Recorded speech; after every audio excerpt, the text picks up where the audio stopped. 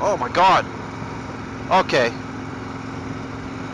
I'm eating. I got a full face helmet on here, and I'm literally eating these things. Oh god. Ah! These fish flies are brutal. I'm probably gonna start this whole fucking video again because I'm bad at this.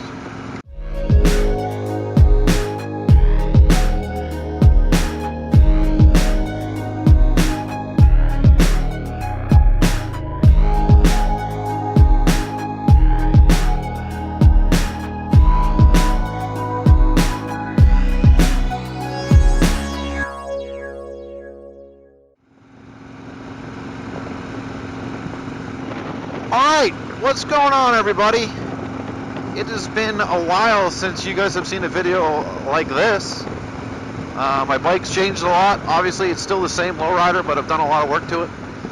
And today I'm going to record a video because I was nominated by a fellow YouTuber, motovlogger, that actually is pretty crazy. He only lives like 20 or 30 minutes away from me.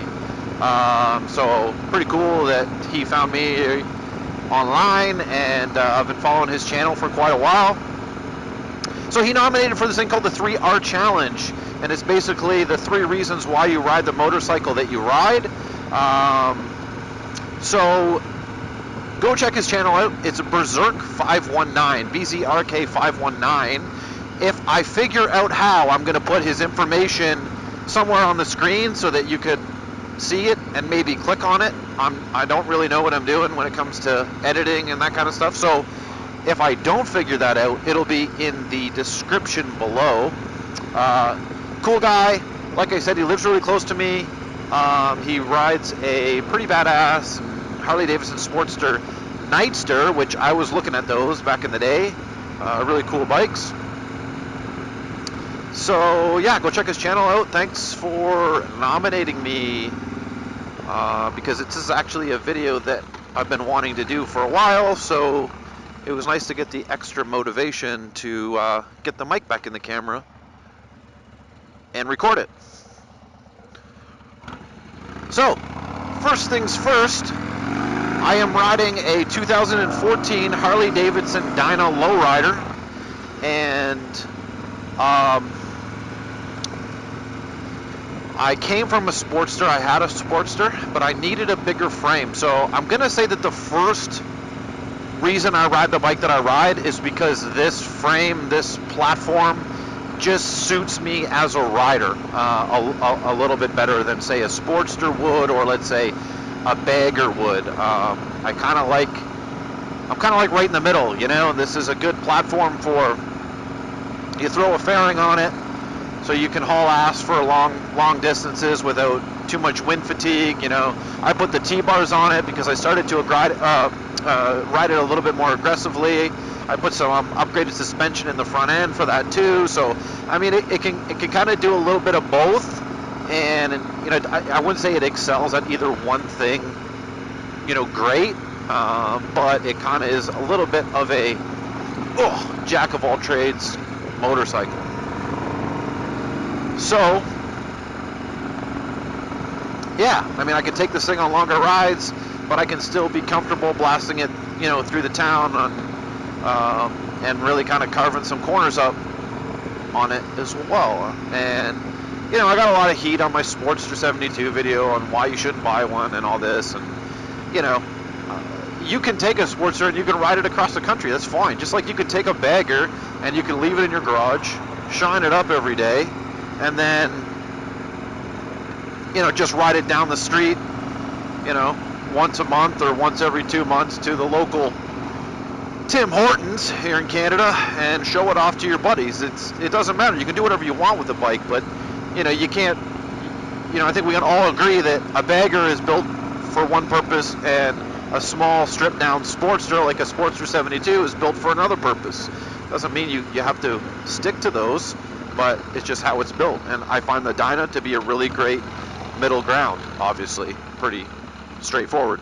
But that was really my main reason for looking at a different bike, is just to get something that fits me better, and that's definitely reason number one why I ride this bike.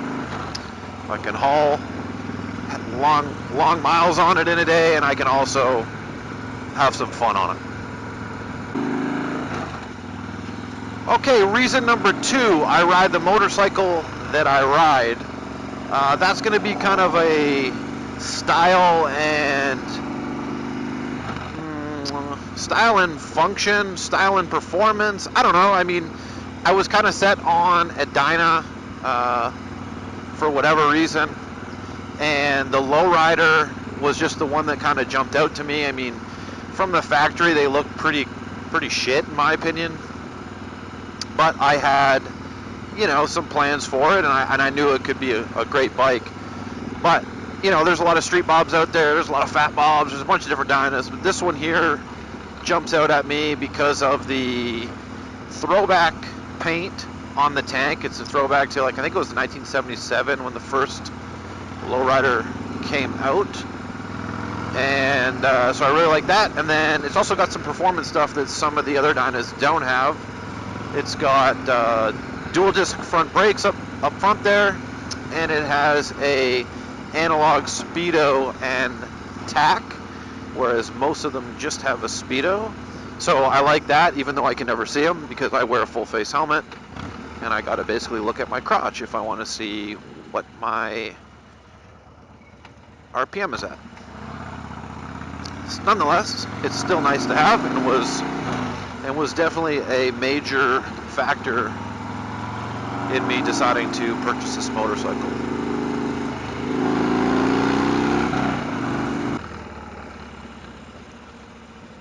Gravel.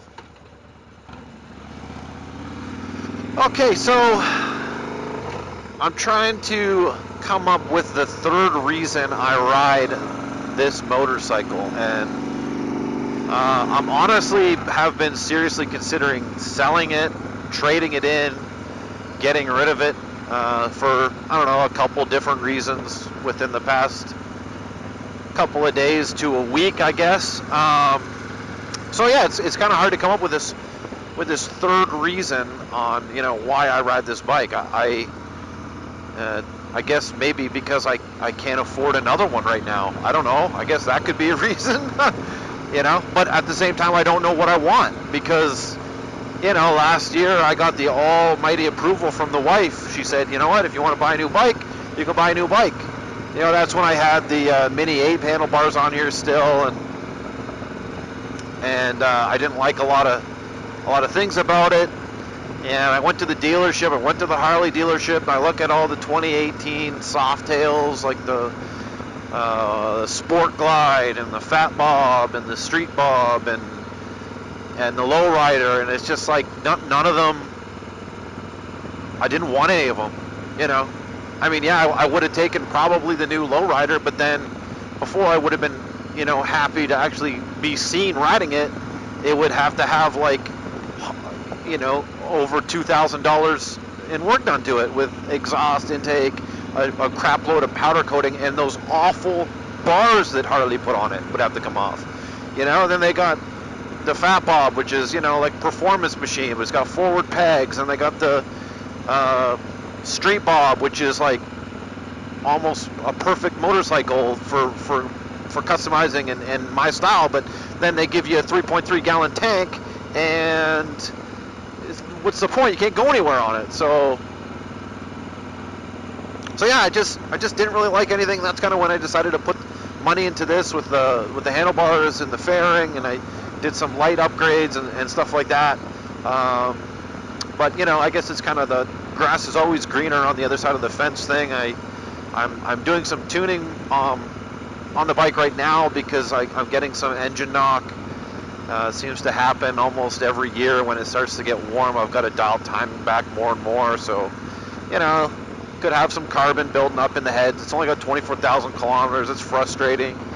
You know, I want to do a top end kit on it at some point, you know, potentially, but not if it's only going to last me 20 to 30,000 kilometers before I got to start dialing timing back and lose power. All right, so I guess those are my three reasons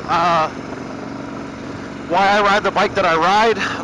Again, like, I'm sort of on the fence about this bike right now, so it may not be the best time to be talking about that, but Overall, I do like it. Obviously, I mean, I've put a lot of money into it, and I just wanted to perform right. I just wanted to last me a while, and it's a Harley Davidson, so it's probably not going to do either of those things if we're being honest with each other here. So yeah, thanks for watching. Hopefully, I can edit this together to make some sort of sense, and. Thanks again to BZRK519 for the shout out and for the nomination. In the future, I am going to do maybe more of a walk around type video, and I'm also going to do a video about my timing issues and the sort of like the pinging engine knock that's going on with this bike. So hopefully I can help some people out with regards to that if they have similar problems. Later.